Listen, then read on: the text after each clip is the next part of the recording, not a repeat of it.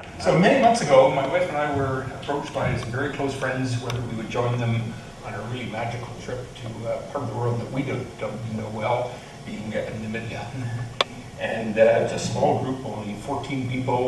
We knew 4 of them, they knew the rest. They'd done tours with the same guide before, and it didn't take long to figure out that this is a really spectacular place to go and visit. So for those who don't know Namibia, we're looking in the southern part of South Africa, just north of South Africa, south of Angola, west of Botswana. And what you really see in this Google Earth image, unlike the main central band of Africa that is green, wet jungle, more what we would associate with visiting animals in Africa, this is in a really dry area. In fact, Namibia is full of second best records. They claim to be the second least populated country in the world after Mongolia, the second darkest skies in the world, the second driest desert in the world after Atacama, and there's many other, I'll mention a few others as we go. And its history, obviously a rich history of indigenous cultures, but for a long time was basically colonized by Germany and then taken over by South Africa and finally gained its own independence. But we were really attracted to the desert atmosphere. So we were there for, what was a 3-week trip, 18 days on the road. And with this map of Namibia, you can see we covered most of the country and all but one of the major features that tourists would want to see. And we drove 4,000 kilometers over 18 days to cover so much of the country. You start at the capital city here of Windhoek. You have to go there to do flights going in. It's not a place you need to spend very much time. This is the Parliament buildings, and you never know you're in the middle of the second driest desert, but with irrigation you can do anything. But the one thing that caught my attention in Windhoek, knew before going, is they have a spectacular display in a central square downtown of the Gibeon meteorite.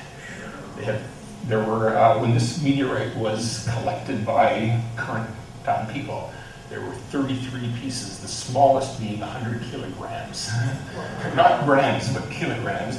And all 33 were brought and put on public display. 2 have disappeared. There are 2 pedestals without the meteorites. But just a spectacular display of a highly unusual size of meteorites. On our trip, we passed by the world's biggest meteorite, which would make these look like specks of dust. But we didn't have time to detour to actually go to see it, unfortunately. So we spent the whole time in a vehicle like this, traveling the 4,000 kilometers, 14 of us in there, 2 guides, and the 12 of us. And as you leave Windhoek to start on the circuit, this is always mandatory, stop 1 just south of the capital. You best stop and see, claim that you're on the top of the Capricorn. Of course, I annoyed the other people on the trip by telling them the sign may say that, but they're out by 5 kilometers.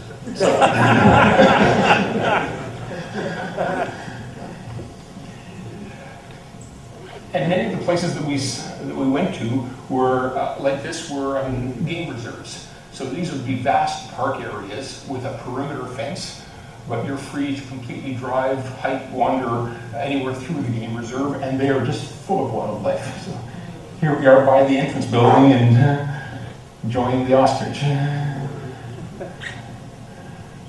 Hiking through the hills here, looking at wildebeest. But it's definitely desert countryside, very, very dry. Lovebirds just on a nearby tree. We're not in a special place, you see them everywhere. A very unique bird down there called a weaver bird, for obvious reasons. More about them to come. Cheetahs. And if that's not close enough, my quick reaction to these animals, they're just giant pussycats. They were purring beside our feet. There was a thin wire, chicken wire between us, but big enough for me to put my hands right through with the camera right in his face, and they were cuddly little friendly animals. That's a smile, a yawn, not a... But a really dominant feature in southern Namibia is this quiver tree. It's a succulent, very localized in that area, very sculptural, picturesque, photogenic. And one of the things that's unusual about it is that its root system strictly holds it to the ground. Does not bring any nutrients or water. Its only nutrition comes from moisture in the air. But they are just so photogenic, and we spent many evenings, even driving long distances, to get to the right spots for sunset photography around the quiver trees. And we stayed in spectacular hotels. Here's one of them. Each of those little buildings along here is a hotel room, and then the central lodge for the dining room. But you can see we're perched on the edge of a cliff, which, and I said, the second best things, this cliff we're on is the edge of the second biggest canyon in the world, second only to the Grand Canyon. So we're perched right on the edge of it, and that's the view out of the lobby of the hotel. And this goes on for hundreds of kilometers, deep, deep canyon, pure desert. And these are the kinds of the hotel rooms, and everywhere we go, quiver trees. And we spent lots of time hiking along the edge of the ring. Here's another version of the weaver bird called social weaver birds. That's one enormous bird's nest with lots and lots of birds in it. And not just weaver birds. Here's a lovebird taking advantage of someone else's nest. So we love the quiver trees. Now here's a Google Earth image of part of this canyon. It's called the Fish River Canyon. So our hotel is down here right on that one little bay of the canyon. And we then went by vehicle and drove right down to the bottom of the canyon. And no photograph can tell you how steep it is, how rough the road is, how narrow, and the fact I even took this picture on the steepest parts. We were asked to get out of the vehicle while they continued down, and we would follow behind them. But they took us down. Halfway down the canyon, you hit a plateau, but now on the edge of the plateau, we can look down and see the remnants of the river. So this is a vast river that's obviously carved this whole canyon out of the landscape, and yet there's no water in it. It would take flood conditions for there to be water, except for the few little standing pools like that. But you can tell over time, that river has excavated this entire canyon. And a little quiz for you, test question, which I'll answer later. Where did all that sand go? So we continue down more roads. This one aptly named the Terror Pass. And we made it to the bottom, and there's Louisa swinging in the remnants of water down there. But let me go back to the hotel and just sort of point out the perspective here. Here we are in the second darkest skies in the world, pure desert, nothing on the horizon, looking south. So while the whole idea of this trip had nothing to do with astronomy, there was no way I'm going this far without saying, what can we do for astronomy? So who do I turn to for advice? Sitting right there, Mr. Paul. And said to Paul, quick, help me, how can I take advantage of this? And while he gave me specific advice, he also had that look in reading between the lines. Okay, you don't have any astrophotography experience, you probably have precious little time to get ready for this trip. We got to use the KISS principle, big time. But here we are. There's Namibia. It is just black. And of course, it's the southern skies. It's totally different than what we see from here. So we were already bringing a standard Canon DSLR, and I told Paul I had a major restriction. I can't bring tripods. I can't bring telescopes. Tracking gear, we're limited each to one duffel bag for 3 weeks. I can't take gear. So Paul says, then you're going out and you're buying that lens. So basically, ultra wide angle, fast, f2.0, fully manual, and you're simply going to set up the camera, aim it in the sky, focus, and click. And with this kind of setup, depending on where in the sky you're looking, you can run 25 to 30 seconds without any star trails, and in dark skies, get some great images. And of course, you need to bring a remote control, so you don't move up the camera. And then he said, in return for this advice, do me a favor. You've got to bring me back the data for a time lapse that runs the entire night in the southern sky. So it's got to be an intervalometer, but I have no experience doing this. And this is sitting in the front of our hotel room, looking out over the canyon, and that's just a single shot, almost no image processing. That's what the sky looks like when you're in dark conditions like that. And of course, you can see here, there's two strange objects there that we certainly don't get to see in the northern hemisphere, and that's the large and the small Magellanic Clouds. So up north here, we're impressed that with our naked eye, we can just barely see the Andromeda Galaxy as a little smudge, but down there, these two things are massive, and they're there. As the time of year we're there, they were there all night, and they dominate the night sky. The two Magellanic Clouds,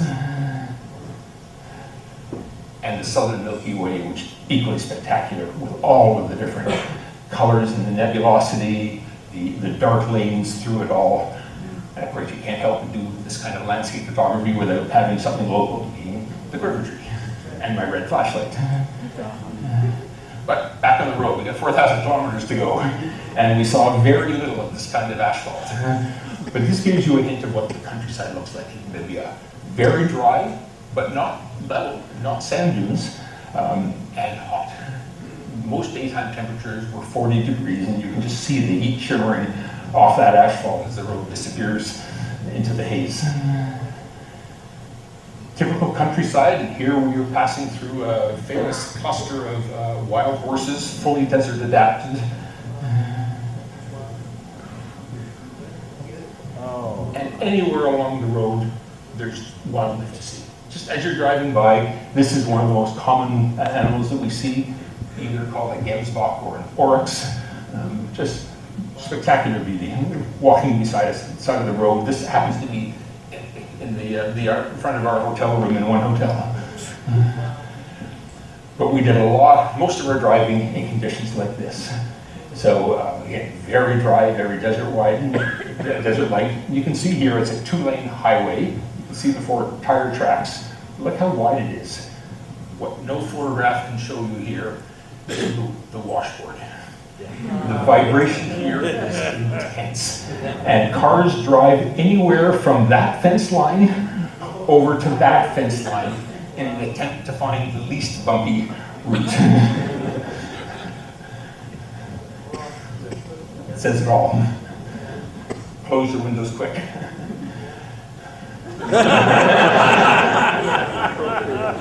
What does 1 and 1 equal?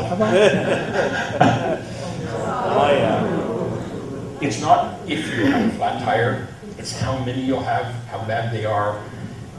At minimum, you carry 2 spares, and if you have it flat, you get it fixed that night or else. And look carefully, that's not just a flat tire, the rim is destroyed. We had a few of these. But it's worth it for the kind of spectacular places that it brings you to. This is another one of our hotels.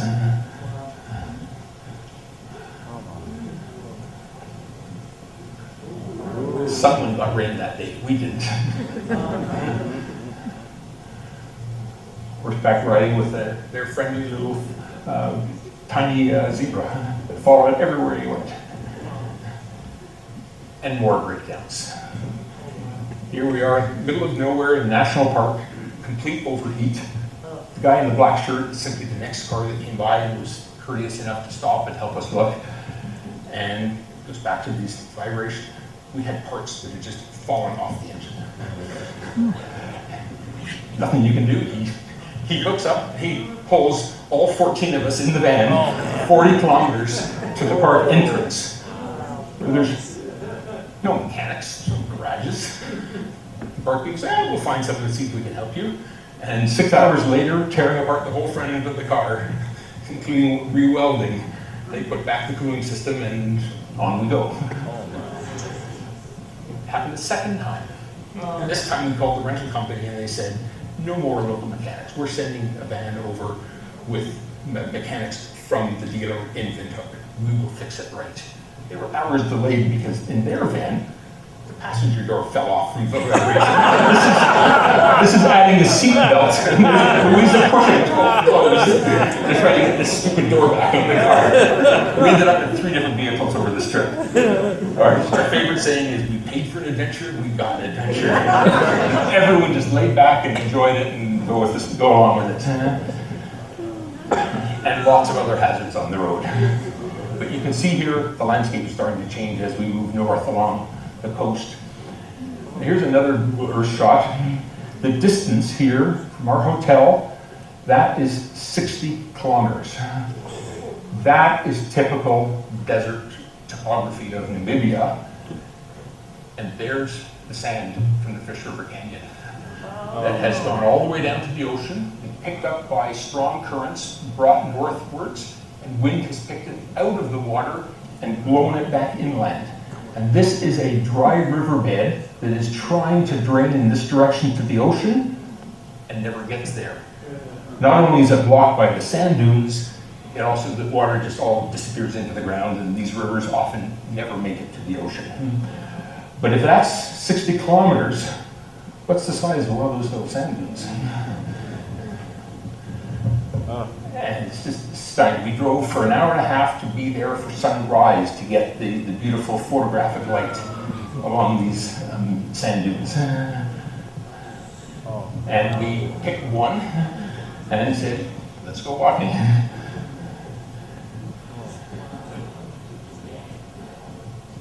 That's just a harsh light. It's not snow or anything. It's the same color sand. And we just start climbing and climbing. There's a view looking down at my feet. So these are the footprints of the person in front of me, 1 foot on either side of that sharp ridge line. And of course you sink way down with each footstep, and you keep on walking as far as you feel like going. We climbed for 45 minutes. Even up here, as dry as you can get, totally desolate, you look down at your feet, there's wildlife. And when you've had enough, you jump off the edge, and you start walking, and then you start running, and 45 minutes of climbing, and we were 2 minutes to get back to the bottom. There's Louise again. You can see the dry riverbeds. In flash flood conditions, you might see some water in that riverbed, otherwise just bone dry.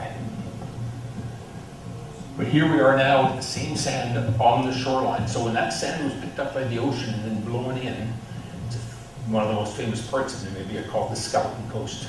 The reason being, the sand underwater is very shallow water that goes out for a long distance. The shoreline is very flat, and the super cold Antarctic water creates huge fog banks.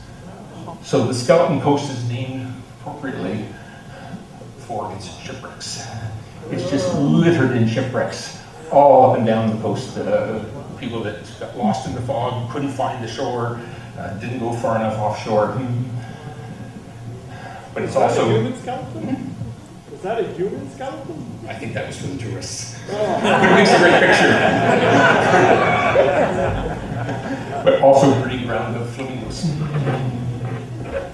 But back on the road heading to the next destination, here's the Namibian highway. Appropriate speed limit to go along with it. And beware of the elephants. This is probably the biggest danger to driving in the country. These warthogs are grazing on the side of the highway everywhere. Any one of them can step out and they're a big animal. They're not elephants, but you wouldn't want to hit one. It makes a good lunch. At the bottom of the photo is, by me, the only photo I have that more accurately shows the washboard on all of these roads. That's what we're driving on all the time. These mounds of rocks are beautiful. And my challenge to you, which I know you won't get, is to try to find our hotel because it's in that photo. Here we are at the front entrance of the hotel. You look carefully, one of those rocks isn't a rock. There's the thatched roof of the main lobby. You wander through the rocks to your hotel room. That was our hotel room itself. And look at the little sticks on the edge. They were to give a little bit of privacy in the bathroom.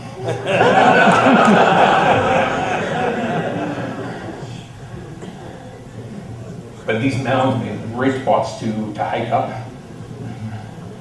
And that's where I did a lot of my astrophotography.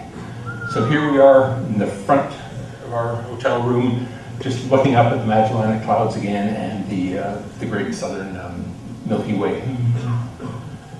Or standing on top of the rock outcrop, the view to the north. This shot Paul keeps reacting to because it drives him crazy. What's wrong with this photo? As you start to look through all the various stars, you suddenly see, oh yeah, there's the belt stars of Orion. But why is the sword going the wrong way? There's Orion upside down. And beneath Orion, there's the Pleiades.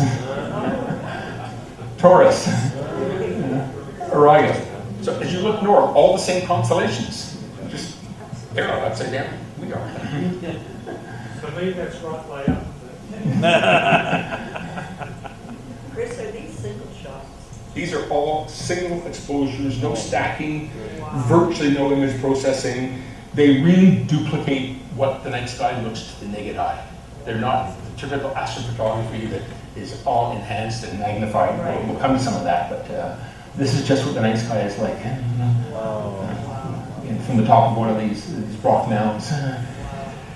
Now, the other thing that's special down there, here we are looking pure south. We've got the two Magellanic Clouds and the Milky Way, but far more dominant in the sky than this photograph that makes it appear. There's the four special stars that make up the Southern Cross. It's so important because in the Southern Hemisphere, there is no pole star. Southern star, like we have the North Star. The South Galactic Pole is really in the middle of nowhere. If you want, there are four nearby constellations to help you find it. And there they are. If I were to go back, they're just nameless stars virtually. I couldn't find these constellations until I came home and got a star map out. And there's the South Galactic Pole. But those four stars of the Southern Cross are really, really dominant. And there's the constellation Carina. So Eta Carina Nebula here. You can see even naked eye, the coal sack, the dark lanes in the Milky Way, and some of the constellations. Managed to get an airplane, managed to get a meteor.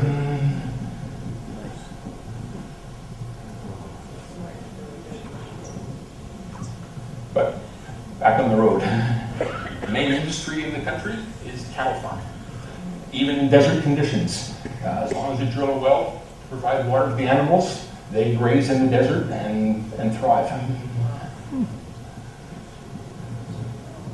Here we are visiting a group of desert-adapted elephants. They behave very differently than the normal elephants.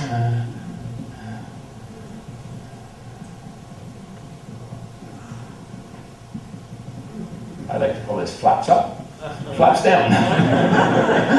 It's hot out there.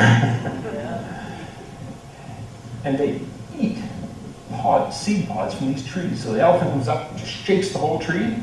They all fall down and eats the seed pods, goes around, shakes it again. The difference between a desert-adapted elephant and a regular one, they don't kill the tree. They can't regrow. A regular elephant elsewhere in Namibia would break the tree down and eat everything. Here, they learn they can't afford to do that and survive. On our drive, we're now heading up to the top and the most famous place in Namibia called the Etosha Pan Major National Park. The Etosha Pan is this zone up here. It's an enormous salt pan, dead flat. Nothing survives, nothing lives there. No reason, there's no wildlife around them, but there's something about the geology of a salt pan that naturally results in these watering holes on the perimeter. So in the area with no life surrounding them is the maximum wildlife in the area. And I'm just going to fly by lots of photography from up in that pan. But you get a watering hole, it attracts the animals.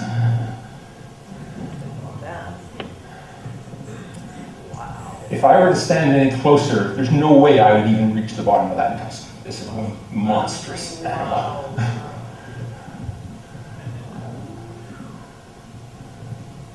Giraffes are just commonplace. We saw so many giraffes. Little baby. Cheetah again. So they didn't bother me. A caracal. That is the deadly animal of Namibia. You don't want to find one of those. A leopard. The difference between a leopard and a cheetah is the black tear coming out of the eye. By the time you see the difference, this is one of the only shots in here. There is a fence between me and it, and when we came up, it lunged at us with a growl, and the first guy he went to says, "Hey, that toilet paper." It shook your whole body, the growl and the aggressiveness of that coming toward us. And it had been on my mind the whole time when I was doing photography on those rock outcrops. There's the possibility of leopards, but unlikely, but not impossible. We were this close. This is not, any special photography. This is just sitting right on the edge of our car, and lions right on the side of the road. So you're not behind a fence? No, there's no fences. The leopard had a fence, and the first shot of the yawning cheetah had a fence. The chicken wire with my hand right through it. There's one other that is behind the fence. These are all animals right on the side of the road, right beside our vehicle. We're in a completely open vehicle. You don't get out of the vehicle, but the animals are right there beside you.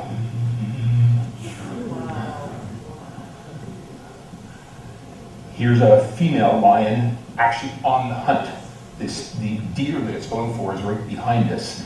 And all these other animals staring and watching. And there's a lion around, every animal's on high alert, and this red hartebeest is actually quite aggressively trying to push the lion away from everyone else. But it came right up beside us on its hunt. And it then went for the lunge, just out of sight. We didn't see what happened. Didn't hear any screams, but very rare black rhinos. And equally rare white rhinos. The color's identical, but they're fundamentally different animals, and there's only a few hundred in this park in all of Namibia, and they're extremely endangered anywhere in the world. Lots of in the deer family. Coos. There's a springbok. Impala. Dik-dik. Total size of that animal, be about that high. It's a little doll. That's full grown. Spotted hyena. Ugly brown hyena. There's a black striped jackal feeding on termites. On the trip, I suppose they're called warthogs, but to me, there's Pumbaa. This is probably the springbok are probably the most heavily populated animals, but tons of zebras.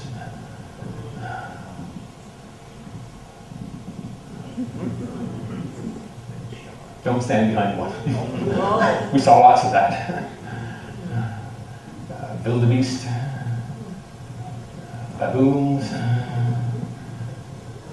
hyrax.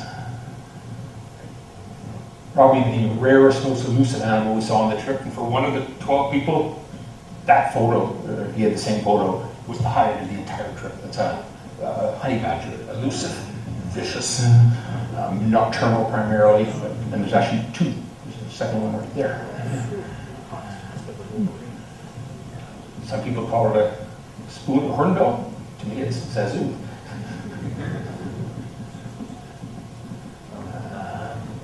Scarlet shrike.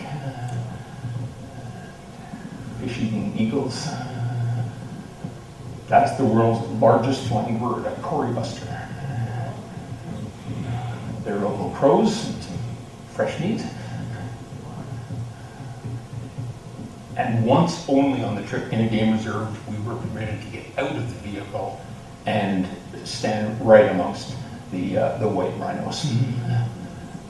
Getting that close to this little baby. And coming to an end, as I said in my astrophotography, my main goal was to capture the broad landscape and the feel of the night sky. But in return, Paul then took my images and he started applying his expertise to the processing. And here's one of those same images that I've shown you already, where he's zoomed in on with me and done a great job of processing this to bring out so much more detail of the southern Milky Way and the two Magellanic Clouds. That's a future goal for me and for our review. And remember my promise to Paul? Right. Here's 850 images running from midnight till 5 in the morning of the southern sky, always having the Magellanic Clouds rotating through as the night progresses. Now the Milky Way rising. Any moment here we're going to get the Southern Cross.